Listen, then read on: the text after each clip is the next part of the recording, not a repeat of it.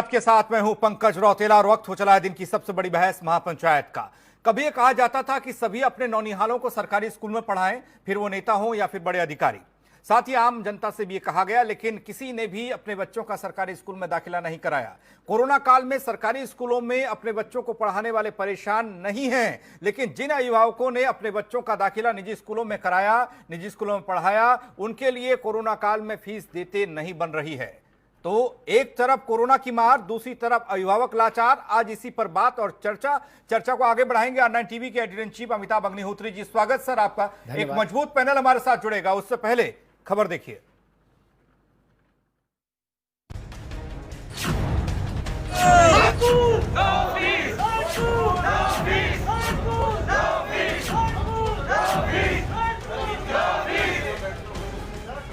मन में कसक और दिल में टीस लिए आज न जाने कितने बच्चों के अभिभावकों का आक्रोश मुखर आवाज में अराजकता और मनमानी को चुनौती दे रहा है।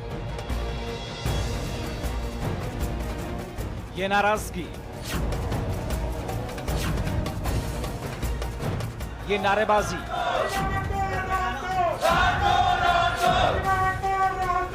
ये विरोध और ये प्रदर्शन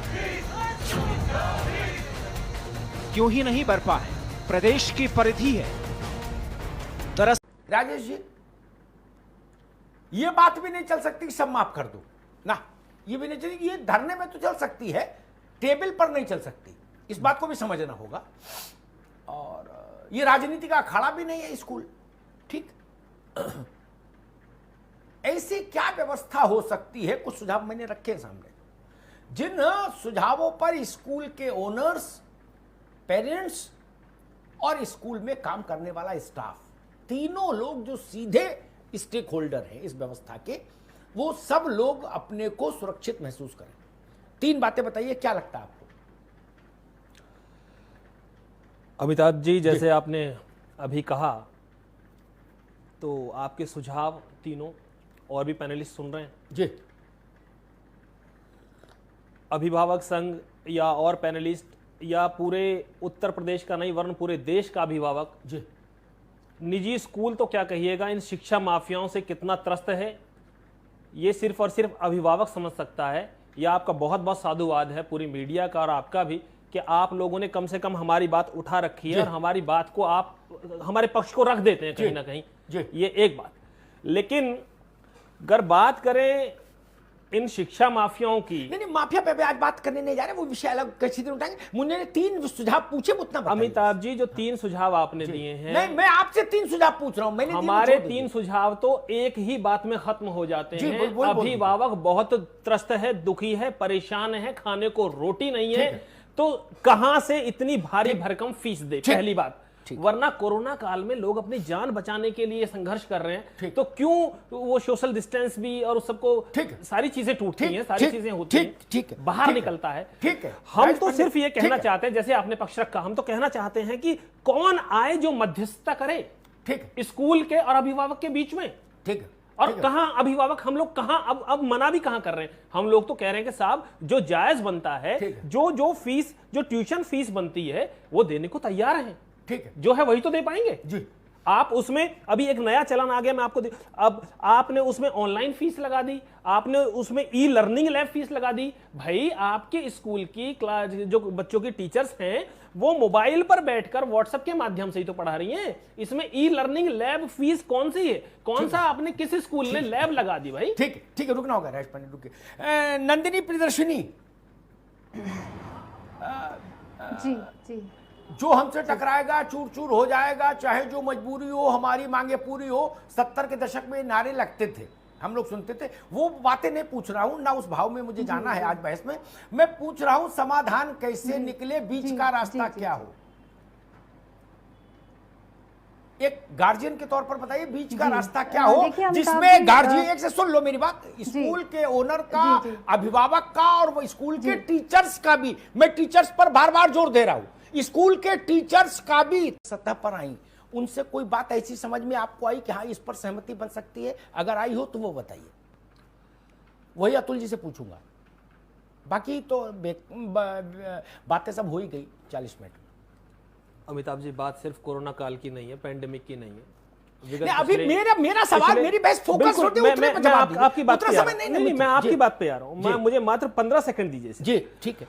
आपकी बात पर जैसे आपने बहस शुरू की और आपने महापंचायत में कहना शुरू किया, उसी से पूर्ण सहमति है हम अभिभावकों की। आखिर स्कूल में और अभिभावक के बीच में कौन करे मध्यस्थता? ठीक है। कौन लेके आए बात को? आप रखिए इस बात को, हम लोग बिल्कुल तैयार। ठीक, धन्यवाद। नंदिनी जी, मुझे लगता है एक होलिस्टिक पिक्चर सामने आई है, एक कलेक्टिव पिक्चर सामने आई है पहली बार। बाकी तो यही चल रहा, जो हमसे टकराएगा चूर चूर हो जाएगा, स्कूल वाले अलग नारा लगा रहे, अभिभावक अलग और मास्टर अलग जी। और चूर चूर कोई नहीं हो रहा और सब व्यवस्था गड्ढमड्ढ हो रही। कोई बात समझ में आई आपको जहां सहमति बन सकती हो? अगर आई हो तो बताइए कौन सी बात आपको समझ आई? जी, जैसा आपने देखिए, मेरा मानना ये है कि जो पेरेंट्स हैं जो फीस पे कर सकते हैं, जो एक लाखों की संख्या है, लाखों परिवारों की संख्या है, वो भी हमारे ही भाई बहन हैं। हो सकता है मेरा कोई भाई अध्यापक हो, मेरी कोई बेटी अध्यापक हो, मेरी कोई बहन अध्यापक हो, वो बेरोजगार होकर घर बैठ जाए, अच्छा लगेगा? नहीं ना। बच्चे भी पढ़े, अध्यापक का घर में भी चूल्हा जले, स्कूल भी चले, अभिभावक भी कर्ज न ले बच्चे को पढ़ाने के लिए। इसके लिए एक रास्ता ढूंढने आए, लड़ने के लिए नहीं। लड़ने के लिए तो जनेश्वर मिश्रा पार्क है, सुबह वहां जाइए, लड़िए आपस में। ये मंच लड़ने के लिए नहीं बनाया। मैं निवेदन करूंगा स्कूल एसोसिएशन से, इस पर कुछ चिंतन करिए, मनन करिए, एक बेसिक ड्राफ्ट आप तैयार करिए अतुल जी। फिर उस ड्राफ्ट को हम लोग एक बार देखें और फिर मैं व्यक्तिगत तौर पर कुछ साथियों को साथ लेकर अभिभावक संघ जितने हैं उत्तर प्रदेश में अधिकांश से बात करने की कोशिश करूंगा और उनकी रजामंदी हासिल करूंगा।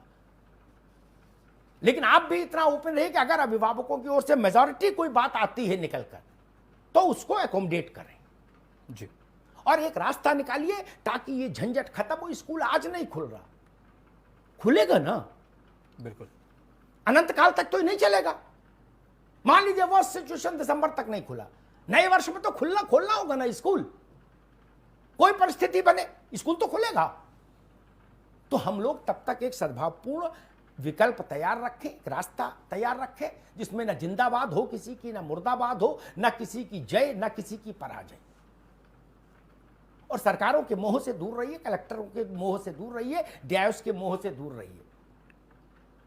कागज में तो ये लिखा है अमित पुरी जी कि डिस्ट्रिक्ट एजुकेशन ऑफिसर डीआईएस, जो डिस्ट्रिक्ट स्कूल्स ऑफिसर डीआईएस जो है या बीएसए जो है, वो 5वीं तक की शिक्षा का मालिक है जिले में। क्या जी? ये जो 5 तारा स्कूल है ना, बीएसए 3 दिन गेट पर खड़ा रहे, गेट नहीं खुलवा सकता है ना।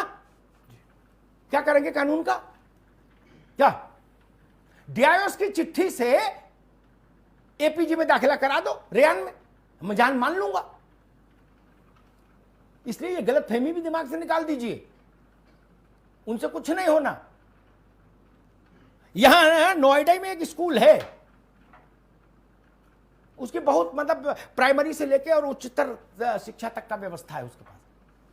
उन्होंने कोटा फिक्स कर दिया, chief secretary Uttar Pradesh 3 admission, DGP Uttar Pradesh 2 admission, सांसद विधायक 1-1 एडमिशन। इसके बाद किसी की सुनवाई नहीं। पता है आपको? और आप कह रहे हो हम कलेक्टर से मिले आए। कलेक्टर गरीब क्या करेगा? क्या करेगा? वह मंत्री का कोटा तय है, उससे ज्यादा वो भी सिफारिश नहीं कर सकते। और ये सच्ची बात बता रहा हूं जी। व्यवहारिक बनिए, अपना रास्ता खुद निकालिए, मैं आपके साथ हूं। धन्यवाद। बहुत बहुत शुक्रिया आप सभी मेहमानों का हमारे साथ जुड़ने के लिए। अमिताभ जी आपका भी बहुत बहुत शुक्रिया। और उम्मीद यही की जानी चाहिए कि जल्द से जल्द एक टेबल पर सारे लोग बैठे और जो जिस बीच के रास्ते की बात हुई डिबेट के दौरान, वो रास्ता निकले। महापंचायत में आज इतना ही। बाकी खबरों के लिए बने रहिए 9 टीवी के साथ, सिर्फ खबर के लिए।